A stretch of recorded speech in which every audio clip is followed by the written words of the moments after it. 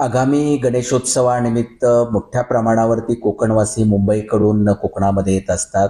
यासाठी रायगड जिल्हा पोलीस दलाच्या वतीनं मोठ्या प्रमाणावरती पोलीस बंदोबस्त लावण्यात आलेला आहे.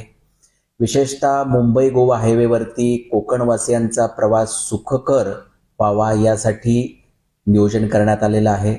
ठिकठिकाणी पोलिसांचे फिक्स पॉईंट्स लावण्यात आलेले आहेत, पेट्रोलिंग ठेवण्यात आलेली आहे. ठिकठिकाणी क्रेन्स लावण्यात आलेल्या आहेत, की जर कोणती वाहनं जर बंद पडली तर ते तत्काळ बाजूला घेता येतील, ट्रॅफिक जॅम होणार नाही, यासाठी काळजी घेण्यात येत आहे.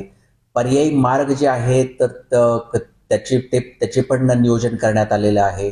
त्याचबरोबर यावेळी पहिल्यांदाच आपण ड्रोनचा वापर करणार आहोत. ज्या ठिकाणी बॉटलनेक्स आहे, ट्रॅफिक जॅमिंगचे पॉईंट्स आहेत, त्या ठिकाणी ड्रोन टेक्नॉलॉजी पण आपण वापर करत आहोत. हे सगळं होत असताना एक समाज माध्यमावर मध्ये एक मेसेज पण व्हायरल होत आहे, की